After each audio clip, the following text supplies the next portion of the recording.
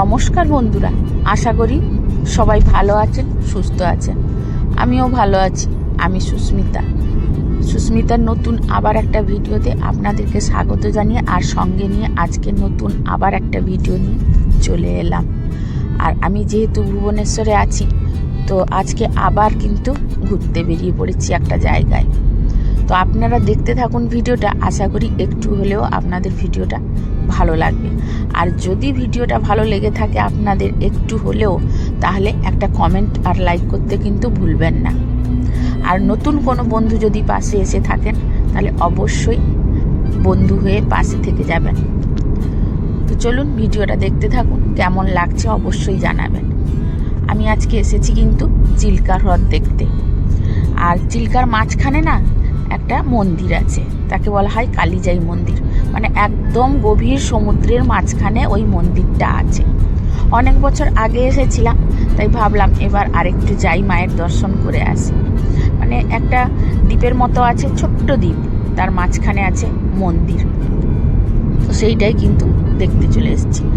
আর বাড়ি থেকে এই যেহেতু কারে করে এসেছি, নিজেরা গাড়ি চালিয়ে, যেহেতু বর্মশাই গাড়ি চালাচ্ছেন, তো এই যে দেখুন এই সুন্দর দৃশ্যগুলো কিন্তু আমাকে দেখতে ভালো লাগছিল বলে এই জন্য একটু ভিডিও করে নিচ্ছি। কারণ এই গাড়িতে বসে যখন স্পিডে গাড়ি চালায়, তখন এই সাইডের দৃশ্যগুলো বা এই জিনিসগুলো কিন্তু দেখতে খুব ভালো লাগে। আর এখানে যেখানে যাচ্ছি চারিদিকে কিন্তু পাহাড় আর পাহাড় শুধু। তো পাহাড়ের মাঝখানে কিন্তু রাস্তা। আর যেহেতু এটা হাইওয়ে, রাস্তাগুলোও কিন্তু ঝাঁ চকচকে রাস্তা আর খুব ভালো রাস্তা। তো এই জন্য কিন্তু খুব স্পিডে গাড়ি চালায়। তবে হ্যাঁ, এখানে স্পিডের লিমিট একটা আছে, লিমিটের বাইরে গেলে কিন্তু ফাইন পড়ে যায়। এক্ষেত্রে আমি বলবো আমার একবার কিন্তু পড়ে গেছিল। মানে তখন জানতাম না যে এখানে ক্যামেরা লাগানো আছে মেন রাস্তায়।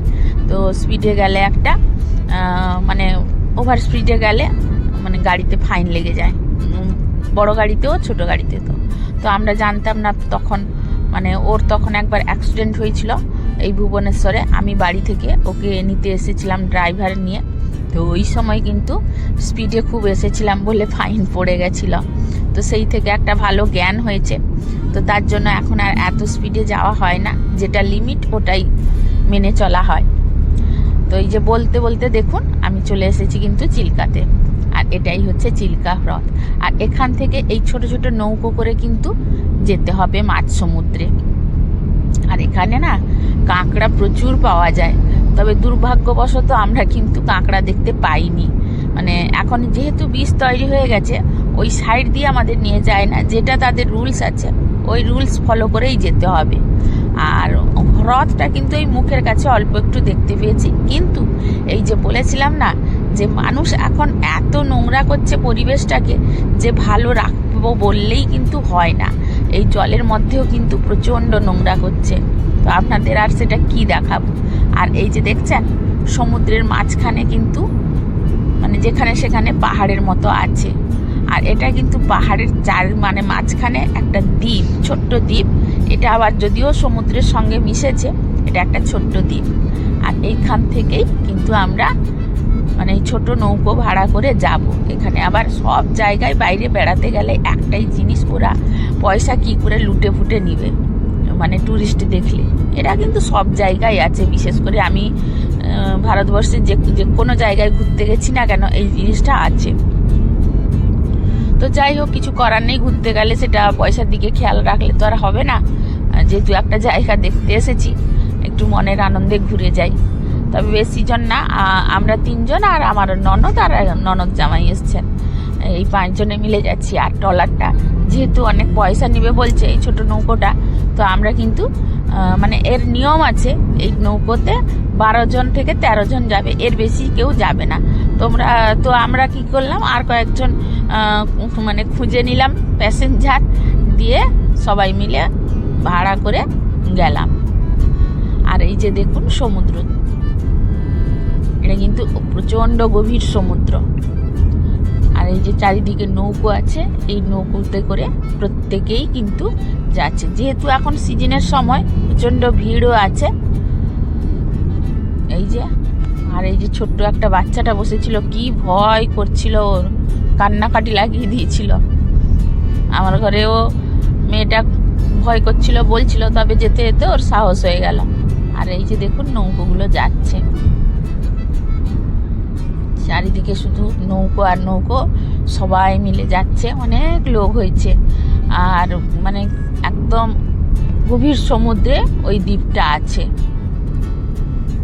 আর এটা যেতে কিন্তু নৌকোতে 1 ঘন্টা মতো লেগে যাচ্ছে, মানে খুব স্পিডে তো যায় না এরা, তাও 1 ঘন্টা মতো লেগে যাচ্ছে। এই যে এরা আমাদের সঙ্গে যাচ্ছে, মেয়েরা সব আছে।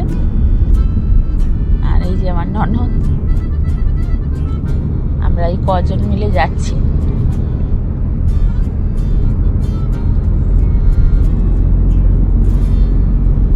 এখানে পাশাপাশি অনেক নৌকো আছে, তবে হ্যাঁ এই সমুদ্রে কিন্তু অনেক পাখি আছে। আর এই যে দেখুন পাখিগুলো আপনারা দেখতে পাচ্ছেন কিনা জানি না, পাখিগুলো কিন্তু উড়ছে। আর পাখিগুলো উড়ছে কেন জানেন তো? এই যে নৌকোয় যারা যায় না, তারা নাকি খাবার দেয়, এটা সেটা দিলে এই পাখিরা খাবার লোভে কিন্তু উড়তে থাকে। আর সত্যি মাঝ সমুদ্রে এই পাখিগুলোকে দেখতে কিন্তু খুব ভালোই লাগছে, সুন্দর ভেসে ভেসে কিন্তু চলে যাচ্ছে। আর এই যে দেখুন বলতে বলতে কিন্তু মন্দিরে চলে এলাম। এই যে মাঝ সমুদ্রে বলতে গেলে দ্বীপ একটা ছোট্ট, তার মাঝখানে কিন্তু এই মন্দিরটা আছে। এটা বলে মানে কালিজাই মন্দির। এটার অনেক মাহাত্ম্য আছে, আমি খুব একটা বলতে পারবো না, এটার নাকি অনেক মাহাত্ম্য আছে। এই জন্য মানে বিশেষ করে উড়িষ্যার লোকেরা এই মন্দিরটাকে খুব মানে, এই জন্য এখানে প্রচুর মানুষ হয়। আর বন্ধুরা, আমি এই ভয়েসটা কালকে রাত্রে দিতে পারিনি, এই যে গাড়িতে বসে কিন্তু দিচ্ছি, তো আওয়াজ কিন্তু অনেক রকমের আসবে, তো সেই আওয়াজটাকে আপনারা একটু অ্যাভয়েড করবেন। কারণ আমি বুঝতে পারছেন যে আমি বাইরে আছি, অনেক রকমের প্রবলেম হচ্ছে, তো তার জন্য কিন্তু কালকে রাত্রে অনেকটাই পরিশ্রম হয়ে গেছিলো, আর ফিরেছি অনেক রাত্রে। এই জন্য রাত্রে আর মানে ভয়েস দেওয়ার মতো আর এনার্জি ছিল না, সেই জন্য সকালে কিন্তু এই গাড়িতে বসে ভয়েস দিয়ে দিচ্ছি। তো তার জন্য কিন্তু একটু সাউন্ড আলাদা আসবে, তো সেইটাকে আপনারা একটু মানিয়ে নেবেন। কারণ যেহেতু মানে আপনাদের জন্য এত কষ্ট করে ভিডিও করছি, মানে আমার এই দিদি বোন ভাই এরা দেখবে বলে, যদি কোনো জায়গায় একটু ভিডিওর ভালো লাগে তো সেই উদ্দেশ্যে ভিডিও করা, তাই জন্য কিন্তু মানে কম্পালসারি ওই গাড়ির মধ্যে বসেই কিন্তু আমি ভয়েসটা দিচ্ছি। তো সাউন্ড তো অবশ্যই আসবে, তো সেইটাকে আপনারা একটু মানিয়ে নেবেন।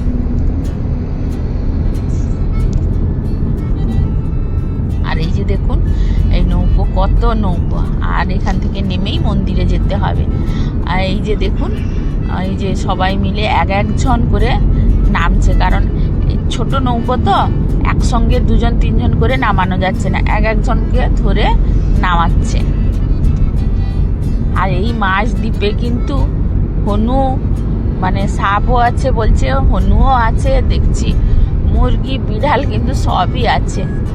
কোথা থেকে এসছে কে জানি না। মানুষ তো এখানে বাস করে না, এই যারা পূজারী তারা থাকেন।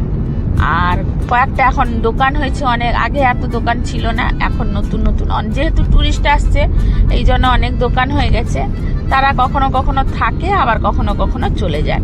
তবে আগের থেকে অনেক কিছু ডেভেলপ হয়েছে, এত কিছু ছিল না আগে। আমি এসেছিলাম 30 বছর আগে, এখন যখন আসি অনেকটাই উন্নত হয়েছে। আর এই যে দেখুন আমার ননদ জামাই হাত নাড়াচ্ছে, আর পিছনে আপনারা দেখতে পাচ্ছেন ছোট ছোট সাদা সাদা, ওইগুলো কিন্তু পাখি।